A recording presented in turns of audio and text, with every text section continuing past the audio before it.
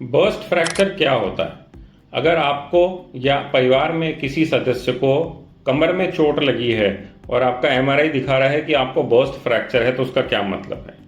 Burst fracture एक special तरह का फ्रैक्चर होता है स्पाइन में, जिसमें कि जो मणका होता है या वर्टिब्रा होता है उसका चूरा चूरा हो जाता है। बर्स्ट फ्रैक्चर एक हाई इंपैक्ट इंजरी है। इसका मतलब यह है कि जोर से कमर में चोट लगने पे ये होता है। इसमें पूरा वर्टिब्रा जो है वो शैटर हो जाता है, मतलब छोटे छोटे बोन के पीसेस बन जाते हैं।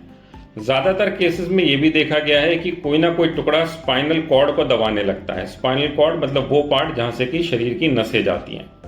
तो बर्स्ट फ्रैक्चर में एक तो कमर में दर्द होता है बहुत भयंकर, दूसरा पैरों में दर्द जा सकता है जिसको रेडिएटिंग पेन कहते हैं, तीसरा पैर में सुन्नपन भारीपन हो सकता है या पैरालिसिस के भी लक्षण हो सकते हैं, और चौथा ब्लैडर बाउल कंट्रोल मतलब यूरिन और मोशन के कंट्रोल में भी दिक्कत हो सकती है। Normally burst fracture of spine का डायग्नोसिस सीटी स्कैन या एमआरआई पे होता है। तो अगर आपका सीटी स्कैन या एमआरआई दिखा रहा है कि बर्स्ट फ्रैक्चर है तो तुरंत अपने डॉक्टर से मिलें। नॉर्मली इसका जो ट्रीटमेंट होता है वो होता है सर्जरी के रूप में, क्योंकि इसमें नसें भी दब रही होती हैं। इसको हम अनस्टेबल फ्रैक्चर भी कहते हैं कि जिसमें नसें दबने लगती हैं क्योंकि हड्डी शरीर का भाग नहीं ले पाती।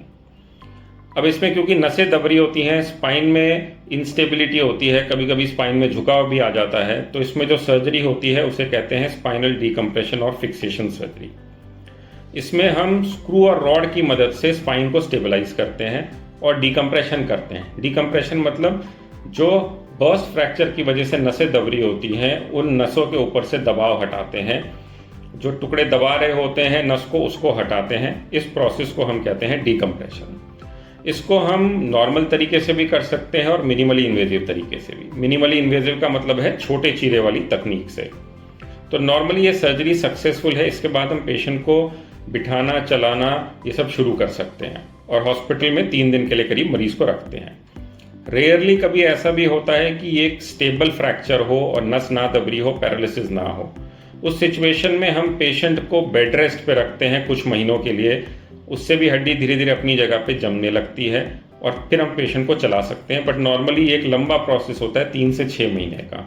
और अक्सर ये देखा जाता है कि जब हम बेड रेस्ट पे रहने को बोलते हैं पेशेंट को, तो पेशेंट किसी ना किसी दिन बाथरूम तक जाने की कोशिश करता है और उसी में नसें दब जाती हैं और पैरालिसिस हो जाता है। तो अगर आपको बर्स्ट फ्रैक्चर हुआ है तो घबराइए मत, अपने डॉक्टर से मिलें और जो भी इसका बेस्ट पॉसिबल ट्रीटमेंट है आपके डॉक्टर आपको बताएंगे।